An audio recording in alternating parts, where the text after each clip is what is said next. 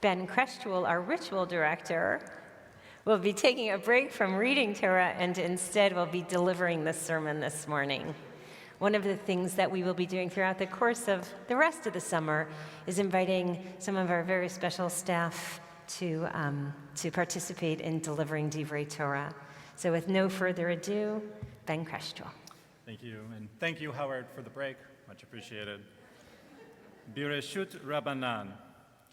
In the beginning, but before there was a beginning, in a place that wasn't yet a place, in a sapphire sphere circling about the vapors before time and space even existed, in the throne room of the Holy Blessed One, God is thinking about creating the world.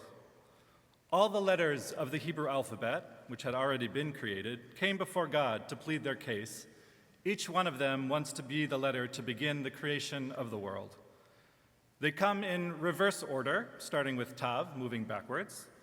Tav is rejected because he is destined for another sacred task, to mark the foreheads of the faithful with tefillin.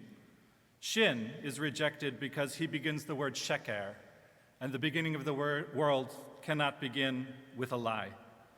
Samech and Nun are rejected because Samech must support Somech, the Noflim, the fallen. They need each other and thus cannot be separated for this immense task. Kaf argues that he should be chosen since he begins the word kavod, which is glory, a symbol of God's own majesty. God agrees that this is meaningful, but reminds Kaf that klaya, the word for destruction, also begins with Kaf. And so it continues on and on with each letter, all of them rejected. Finally, Bet comes in and makes his plea. It is through me that you will be blessed in the world, Baruch. God agrees. It is Bet through the word Breshit that the word will be created. But Aleph, though not chosen to start the Torah, or the world, is not left out. Aleph is honored with the beginning of the alphabet and the Ten Commandments. Anochi Adonai Elohecha, I am the Lord your God, at that sublime moment when God reveals himself to the people. Then God gathers all the letters together and begins to string them, one to another, beginning the process of creation itself by combining the letters into different combinations. In doing so, God spoke the words, and the world came into being. I love this story because God, as creator of the universe, is the facet of God that I connect with the most. What we learn from this is that the act of putting letters together into words and speaking them is an act of creation itself. Speech, in this sense, is not just communication. It's a force that shapes reality. Our sages understood this power deeply, especially within our mystical traditions, where the Hebrew letters are seen not just simply as letters, but as spiritual tools with creative potential. They composed intricate prayers and piyutim, liturgical poems, in alphabetical acrostics, not just for the aesthetic quality, but also to honor the divine structure of the language itself. Prayers like El Adon that we recited earlier this morning, a poetic meditation on creation, reflects this understanding, as do many of the Shabbat songs that we enjoy that use poetic acrostics to bring forth a sense of holiness and joy on Shabbat. This idea that words can create or transform also lies at the heart of this week's parasha, where speech becomes a battleground of blessing and curse. Parashat Balak opens with a story of speech wielded as a weapon. Balak, king of Moab, is afraid of the Israelites and sends messengers to Bilam, who is this prophet for hire of sorts, asking him to curse the people. There are two places in the parasha that I'd like to look at with you all this morning. The first is probably the most famous part of the parasha. As this delegation is traveling amongst the desert, God is upset that Bilam has decided to go and curse the people. And so God sends an angel to stand in their path, but Bilam cannot see it. The donkey, however, that he is riding can see it. And she veers off the road, crushing Bilam's feet in the process, and Bilam is frustrated and strikes her. She tries another direction, again is blocked by the angel, and again, Bilam hits her. Finally, the donkey realizes there's no way forward, she lies down, and Bilam hits her for a third time. And then, something miraculous happens. Vayiftach Adonai et pi ha'aton. The Lord opened the mouth of the donkey. I think that's very profound. And the donkey says, "What have I done to you that you've struck me these 3 times?" Bilam, perhaps momentarily stunned by a talking donkey, argues with her, but she replies, "Haven't I always been loyal to you? Have I ever acted this way before?" And he admits no. And it's in that moment of truth that God opens Bilam's eyes and he sees the angel with a drawn sword in front of them. It is God who opened the donkey's mouth, and it is God who opened Bilam's eyes. The second moment in the parasha comes a little bit later. We read it this morning, Howard so beautifully read, after multiple failed attempts to curse the people, each time ending with a blessing instead. Bilam looks over the encampment and says, "Ma tovu ohalecha Yaakov, mishkanotecha Yisrael." How goodly are your tents, O Jacob, your mishkan, O Israel. These are the words we sang this morning to begin our service, the words we're meant to say whenever we enter a sacred space of prayer. And in my eyes, it's through prayer that all things are connected.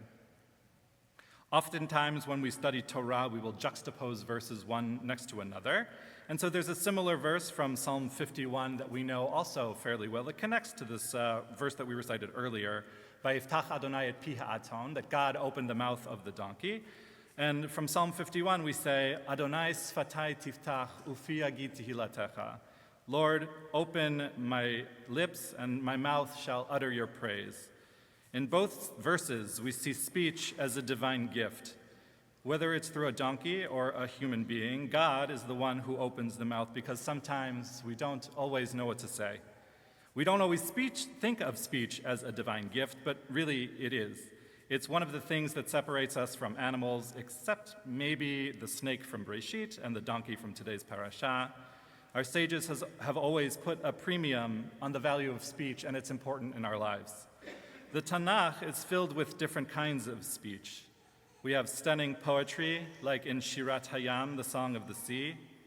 Humble, beautiful prayers, like when Moshe pleaded with God, El na refanala, God, please heal her. And exalted, noble ideas, which teach us the deepest truths. We saw Miriam punished because she used speech in a negative way. And we just saw the other week Korach using speech to try and garner favor, to usurp authority that was divinely given to Moshe. But we also saw moments when Yosef says, Shuna elai, come close to me, I am your brother Joseph. Or when Hannah whispers her beautiful prayer to God, begging for a child. We see that speech can lift up or tear down so easily. Speech can be used for so many things, but in Judaism, one of the highest uses is prayer. Which brings us to our second verse, Ma tovu ohalecha Yaakov, and the verse from Psalms, Adonai sfatai tiftach ufi yagid tehilatecha. This idea of prayer and blessing. Prayer, tefillah, is the lens through which I see the world. The letters of the Siddur and the words of the Torah make up the compass that I use to navigate each and every day. When I say Adonai sfatai tiftach, for me, everything changes. I step into the spiritual realm where the sacred whispers seep through the veil that separates the mundane from the holy. There are prayers in our tradition for nearly everything. Our sages of blessed memory teach us that it's meritorious to recite 100 brachot every day. And I know that sounds like a lot, but if you come to daily minyan, you get a pretty good head start and you're already on your way. So I hope I'll see some of you, maybe more, this week during services. We can get our good head start on our brachot for the week. But there are 3 types of prayer in our tradition. They can be found throughout the liturgy, but you'll find the best examples of them in the Amidah. The first is Shevach, this idea of praise of God, acknowledging God as creator of the universe and God's power that we read in the opening brachot of the Amidah this morning. The second is Bakasha. These are requests, through usually communal requests. Sometimes we want to pray for a certain sports team to win a game. This is generally frowned upon. We should probably focus more on the brachot like Rifa'enu or Atachonein, asking God for healing or wisdom. I know we all do it. Probably not so bad. The third mode of prayer is Hodaya, which is gratitude, the best example of which can be found in the Modim paragraph of the Amidah, wherein we thank God for all of the daily miracles, most of which we take for granted. Prayer isn't just about asking for things, though. It's a way to elevate ourselves to a higher spiritual plane, to live more consciously, and it's how we connect to our own holiness. Sometimes people ask if God even hears our prayers, and we can say a lot about that, a lot of philosophical things to say about whether or not God hears our prayers. But we'll end this morning with a beautiful midrash that addresses this particular issue. One of the brachot in the Amidah blesses God for being shomea tefillah, the hearer of prayer. And they want to know, what does that mean? What is the hearer of prayer? So Rabbi Pinchas says in the name of Rabbi Meir and Rabbi Yirmiyah in the name of Rav Chia bar Abba, they say that when Israel prays, you do not find that they all pray as one, but rather each congregation prays on its own. This congregation begins, and then the other congregations follow, each one praying individually. And after all the congregations have finished their prayers, the angel who is appointed over prayers, his name is Sandalphon, takes all the prayers that are prayed in the congregation and weaves them into crowns and places them on the head of the Holy Blessed One. So it says in Israel that it is through Israel I shall be glorified, as the Holy One adorns himself with the prayers of Israel, as it is stated in the book of Ezekiel, and a beautiful crown shall sit atop your head.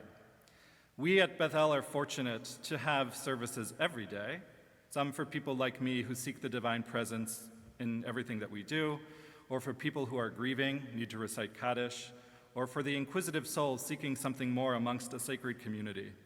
I'm extremely proud of our minyanaires, the regular people who attend our services daily, because they use their own deep connections with our tradition and they give of themselves to build up the sacred community. It is because of them that I like to imagine that the crown that is woven from the prayers of Beth El Congregation here in Baltimore is among the most splendid and beautiful of the crowns on God's head. May we enter this week with a newfound appreciation and understanding that our speech is a divine gift. May we understand the responsibility that we have to use it to bring good into this broken world. And let God open our mouths in prayer and pray that the words of our mouths and the meditations of our hearts should be acceptable to the one whom we can never name. Shabbat shalom. Shalom. Oh, yeah.